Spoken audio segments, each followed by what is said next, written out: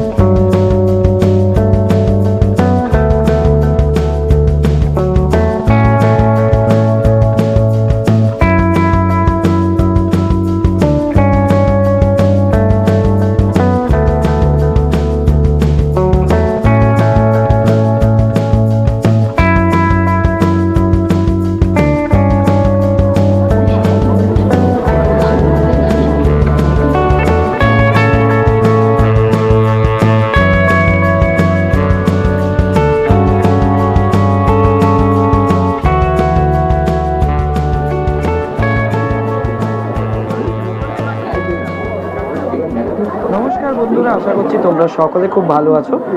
এই মুহূর্তে আমি দাঁড়িয়ে আছি 47তম আন্তর্জাতিক কলকাতা বইমেলার ময়দানে, গিল্ড হাউসের ঠিক সামনে। আর আমার পেছনেই আছে 5 নম্বর গেট। এই 5 নম্বর গেট থেকে এন্ট্রি নিলেই সামনে তোমরা দেখতে পাবে যে গিল্ড হাউস। আমি যখন থেকে কলকাতার ইউনিভার্সিটিতে পড়া শুরু করেছি, সেই 2009 সাল থেকে আমি কিন্তু প্রত্যেক বছর বইমেলাতে আসি নিয়ম করে। এবছর বইমেলা একটু আগে এসছে। প্রত্যেক বছর সাধারণত জানুয়ারি মাসের শেষ দিনকে শুরু হয়, মানে 31শে জানুয়ারি থেকে শুরু হয় এবং তারপরে চলতে থাকে, কিন্তু এবছর বইমেলা একটু আগে এসেছে। বইমেলা শুরু হয়েছে 18ই জানুয়ারি থেকে এবং চলবে আগামী 31শে জানুয়ারি পর্যন্ত। তো আজকের এই ভিডিওটায় তোমরা দেখতে পাচ্ছ, যেহেতু আমি বইমেলা এসেছি, তাই বইমেলা সম্পর্কে সমস্ত কিছু ইনফরমেশান আমি তোমাদের সামনে তুলে ধরবো।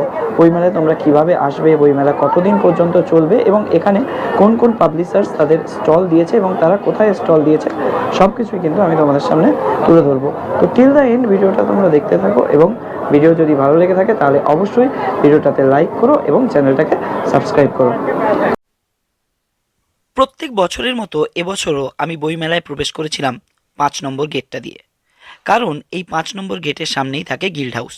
চলো তোমাদের 5 নম্বর গেটটা একবার দেখিয়ে দিই। এই যে তোমরা দেখতে পাচ্ছ, এটা হচ্ছে 5 নম্বর গেট। ভিডিওর প্রথমেই কিন্তু আমি একবার 5 নম্বর গেটটা তোমাদেরকে দেখিয়েছি। আর এই গেট থেকে প্রবেশ করলেই তোমরা পাবে গিল্ড হাউস এবং সেই সাথে সাথে পাশে আছে দেজ পাবলিকেশনের স্টল এবং দেজের পাশে তোমরা পেয়ে যাবে টেকনো ইন্ডিয়া গ্রুপের স্টলটাকে। তোমরা দেখতে পাচ্ছ এখন আমি দাঁড়িয়ে রয়েছি জাগো বাংলার ঠিক সামনে। জাগো বাংলায় এবছরের থিম হয়েছে ভারতের সংবিধান বা ইন্ডিয়ান কনস্টিটিউশন। আর এই জাগো বাংলা তোমরা কিভাবে আসবে, 6 নম্বর গেট দিয়ে এন্ট্রি নেবে। 6 নম্বর গেট দিয়ে এন্ট্রি নিলে তোমরা দেখবে লেফট সাইডে পড়বে জাগো বাংলা এবং ঠিক জাগো বাংলা থেকে একটু এগিয়ে যাবে, তাহলে তোমরা দেখতে পাবে পশ্চিমবঙ্গের মণ্ডপ। তো চলো এবার জাগো বাংলা এবং পশ্চিমবঙ্গের মণ্ডপটা ঘুরে আসি। এখন আমি এসেছি জাগো বাংলার যে স্টলটা আছে, সেই জাগো বাংলার স্টলে। আমি আগেই তোমাদের বললাম যে 6 নম্বর গেট দিয়ে প্রবেশ করলে লেফট হ্যান্ড সাইডেই তোমরা দেখতে পাবে জাগো বাংলার স্টল। আর এখানে জাগো বাংলার স্টলে দেখো, এবছর এদের স্টলের যে গঠনটা সেটা ইন্ডিয়ান কনস্টিটিউশনের আকারে করা হয়েছে। আর এই জাগো বাংলা স্টলের সামনে সব সময় কিছু না কিছু সাংস্কৃতিক প্রোগ্রাম হয়। আজকে বাউল গান হচ্ছে, তোমরা দেখতে পাচ্ছ। তোমরা আসলে এখানে কিছু না কিছু সাংস্কৃতিক প্রোগ্রাম কিন্তু দেখতেই পাবে। আমার বাড়ির পাশে ডোবাতে ডোবাতে, আমার যেখানে বাড়ি, আমার বাড়িতে শান্তিনিকেতন। আমার বাড়িতে যে বাড়ির পাশে আমার একটা ডোবা আছে, সেই ডোবাটা জঞ্জালে ভর্তি। ডোবা মানে পুকুর, খুব ছোট্ট পুকুর।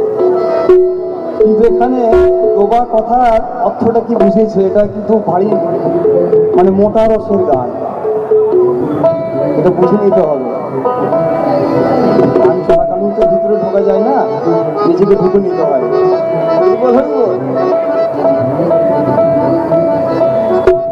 আমার বাড়ির পাশে, আমার বাড়ির পাশে ডোবাতে ডোবাতে ভাই আমার মাছেতে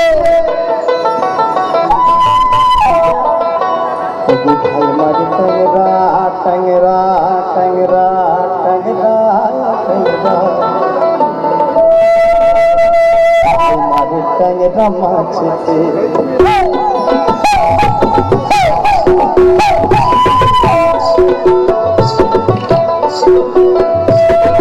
বাড়ির পাশে ডোবা গুলো ডোবাতে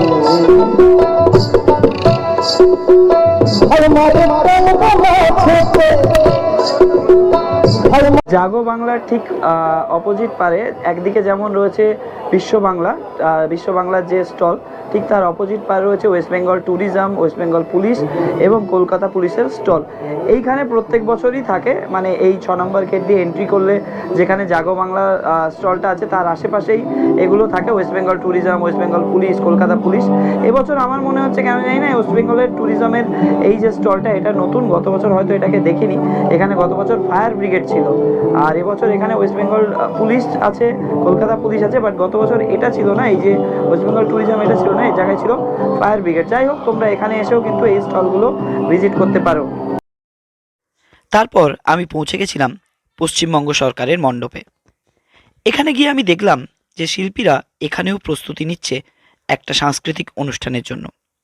সময় নষ্ট না করে আমি তাড়াতাড়ি পশ্চিমবঙ্গ মণ্ডপের ভিতরে প্রবেশ করি। তো চলো তোমাদেরকে একটু দেখিয়ে নিই পশ্চিমবঙ্গ মণ্ডপের ভিতরে কেমন সাজসজ্জা ছিল।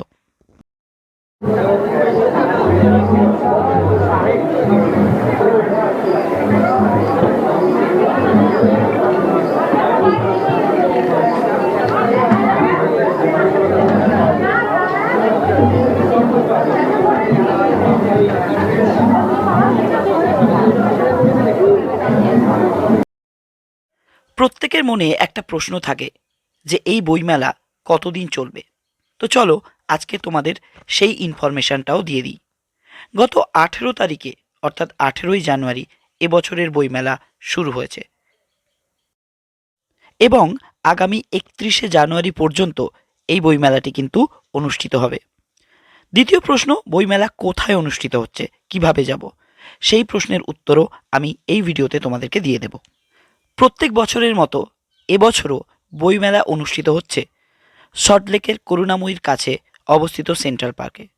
প্রশ্ন হলো কিভাবে যাব।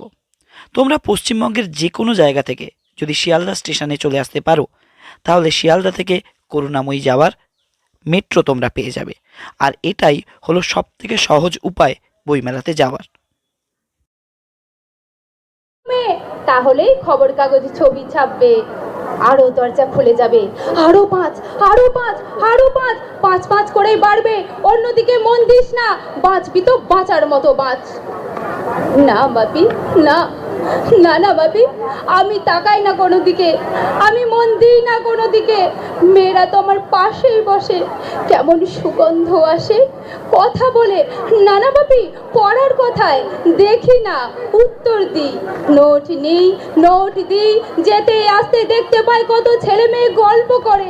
না না বাপি, আমি মেয়েদের সঙ্গে মিশতে চাই না কখনো। যেতে আসতে দেখতে পাই কত ছেলে কাদা মেখে বল খেলছে মাঠে, কত সব বইমেলার 1, 2, 3 নম্বর গেটের কাছে সাধারণত লিটারারি মিটগুলোর যে স্টল থাকে সেগুলোই এদিকে থাকে। এখানে প্রচুর কালচারাল প্রোগ্রাম কিন্তু অনুষ্ঠিত হয়। আচ্ছা, তোমরা যদি আনন্দ পাবলিশার্সে আসতে চাও তাহলে তোমাদেরকে আসতে হবে বইমেলার 4 নম্বর গেট দিয়ে। এই যে দেখতে পাচ্ছ তোমরা 4 নম্বর গেট, আর 4 নম্বর গেট থেকে ভিতরে প্রবেশ করলেই তোমরা আনন্দ পাবলিশার্স পেয়ে যাবে। আনন্দ পাবলিশার্সের ঠিক অপোজিট পারেই তোমরা দেখতে পাবে সমরেশ মজুমদার যে অডিটোরিয়াম রয়েছে, সেটাই কিন্তু ঠিক আনন্দের অপোজিট পারে রয়েছে। আর ঠিক যেখানেই আনন্দ পাবলিশার্স আছে তার থেকে যদি একদম সামনের দিকে তাকাও তাহলে তোমরা পত্র ভারতী পাবে, আর আনন্দ থেকে একটু আগিয়ে গেলে পেয়ে যাবে আজকাল।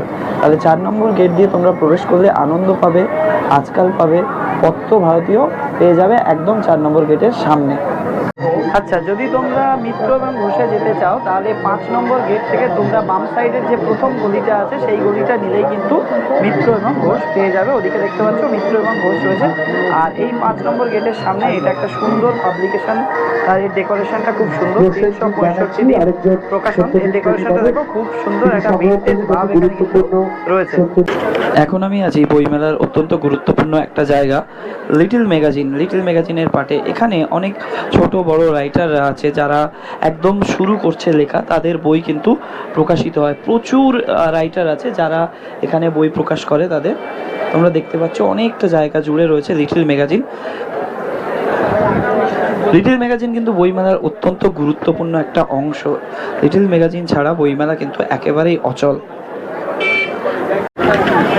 গেট নম্বর 9 দিয়ে প্রবেশ করলেই তোমরা বাম সাইডে পেয়ে যাবে লিটল ম্যাগাজিন, এবং ডান সাইডে যদি একটু আগিয়ে যাও গেট নাম্বার 8-এর দিকে, তাহলে ওদিকে দ্বীপ প্রকাশনগুলো আছে। এই দেখতে পাচ্ছ সামনে, এটা হচ্ছে গেট নাম্বার 9, আর এখান থেকে প্রবেশ করে এদিকে আছে লিটল ম্যাগাজিনের কাউন্টারগুলো। অনেকটা বড় এলাকা জুড়ে কিন্তু এবছর লিটল ম্যাগাজিনের যে স্টলগুলো রয়েছে সেগুলো করা হয়েছে এখানে। বইমেলায় পায়চারি করতে করতে আমরা পৌঁছে গেছিলাম মন ফকিরার স্টলের সামনে, আর এখানে গিয়ে আমরা এই সুন্দর দৃশ্যের সম্মুখীন হলাম। একজন শিল্পী তিনি লাইভ একটি চিত্র অঙ্কন করছে। তোমরা দেখতে পাচ্ছ এই দেওয়ালটিতে একটা পোর্ট্রেট আঁকা হচ্ছে, একজন শিল্পী কিন্তু লাইভ এই ছবিটি আঁকছেন। 8 নম্বর বা 9 নম্বর গেটের মাঝখানে আছে একদিকে উদ্বোধন আর একদিকে আছে পুনশ্চ। তোমরা দেখতে পারবে উদ্বোধন হচ্ছে 566 নম্বর স্টল, আর পুনশ্চর স্টল নাম্বারটা 565। এই দুটো স্টল কিন্তু পাশাপাশি আছে। 8 নম্বর এবং 9 নম্বর গেট দিয়ে প্রবেশ করলে, যে কোনো একটা গেট দিয়ে প্রবেশ করলে তোমরা এই দুটো স্টল দেখতে পেয়ে যাবে। আর এর পাশেই আছে দ্বীপ প্রকাশন। দ্বীপ প্রকাশনে তোমরা সেই গৌতম ভট্টাচার্যের বই পেয়ে যাবে, দেবারতীর বই পেয়ে যাবে। অনেক ভালো ভালো বই দ্বীপ প্রকাশন থেকে পাবলিশ করে। এটাও কিন্তু ওই 8 নম্বর গেটের একদম ঠিক পাশেই রয়েছে। দ্বীপ প্রকাশনীতে প্রবেশ করব। দ্বীপ প্রকাশনীতে গৌতম ভট্টাচার্য, তারপর দেবারতী, এদের বইগুলো পাওয়া যায়। তো চলো দেখি দ্বীপের ভিতরে গিয়ে কী কী বই অ্যাভেলেবেল আছে আপাতত, বা নতুন কী কী বই এসেছে। দ্বীপ প্রকাশনের মধ্যে আমাদের সাথে দেখা হয়ে গেল বিখ্যাত ক্রীড়া সাহিত্যিক গৌতম ভট্টাচার্যের সাথে, এবং শুধু তাই নয়, গৌতম ভট্টাচার্যের সাথে সাথে সেখানে ছিলেন আরেকজন বিখ্যাত সাহিত্যিক দেবারতী মুখোপাধ্যায়। দুজনের সাথেই আমাদের দ্বীপ প্রকাশনে সাক্ষাৎ হয়ে গেছিল। আচ্ছা, 7 নম্বর গেট দিয়ে তোমরা যদি প্রবেশ করো তাহলে তোমরা পেয়ে যাবে সেই বিখ্যাত দেব সাহিত্য কুটির। আর এই দেব সাহিত্য কুটিরের সামনেই, ঠিক সামনেই আছে গীতা প্রেস। চলো আমি তোমাদেরকে গীতা প্রেসের কাছে নিয়ে যাচ্ছি। মনে রাখবে 7 নম্বর গেট দিয়ে প্রবেশ করলে তোমরা দেব সাহিত্য কুটির পাবে, এবং সেই সাথে সাথে গীতা প্রেসও এখানে পেয়ে যাবে। দেব সাহিত্য কুটিরের ঠিক সামনেই আছে গীতা প্রেস। তোমরা এখানেও আসতে পারো, এখান থেকে গীতা তোমরা কিনতে পারো। 5 নম্বর গেট দিয়ে প্রবেশ করে গিল্ড হাউসের ঠিক পাশেই রয়েছে শিশু সাহিত্য সংসদ। অনেক ছোটদের বই, ভালো ভালো বই এখানে পাওয়া যায়। তোমরা এই জায়গাটায় আসতে পারো, এখান থেকে বই কিনে নিতে পারো। বাচ্চাদের বই প্রধানত এখানে পাওয়া যায়। আর এই শিশু সাহিত্য সংসদের ঠিক পিছন দিকে রয়েছে অডিটোরিয়ামগুলো, যেগুলোতে লিটারারি মিট অনুষ্ঠিত হয়। সেই অডিটোরিয়ামগুলো ঠিক এই দিকটা রয়েছে, এই দিকে দেখতে পাচ্ছ অডিটোরিয়াম লেখা রয়েছে। এখান থেকে তুমি যদি পিছনে চলে যাও তাহলে অডিটোরিয়াম দেখতে পাবে। এবার আমরা এই দিক থেকে একটু আগিয়ে যাব, যেটা আমাদের এবছর থিম বইমেলা, যে ইউকে, সেই ইউকের দিকে যাব, এবং বাদবাকি বাংলাদেশ যেগুলো স্টলগুলো রয়েছে সেদিকে একটু ঘুরে আসবো। যেহেতু এই ভিডিওটা অনেক লেন্দি হয়ে যাচ্ছে, তাই এই ভিডিওটা আজকের এখানেই শেষ করছি। বইমেলার পরবর্তী পর্ব নিয়ে খুব তাড়াতাড়ি আসছি তোমাদের সাথে। সেখানে আরও অনেক ইনফরমেশান আছে, আরও অনেক আড্ডা আছে, আরও অনেক বিহাইন্ড দ্য সিন আছে। সব কিছুই তোমাদের সাথে শেয়ার করব। যদি এই ভিডিওটা ভালো লেগে থাকে তাহলে অবশ্যই ভিডিওটাকে লাইক করো, এবং তার পাশাপাশি ভিডিওটা বন্ধুদের সাথে শেয়ার করো, আর চ্যানেলটাকে সাবস্ক্রাইব করে আমার পাশে থেকো। ধন্যবাদ সবাইকে ভিডিওটা দেখার জন্য। খুব তাড়াতাড়ি দেখা হচ্ছে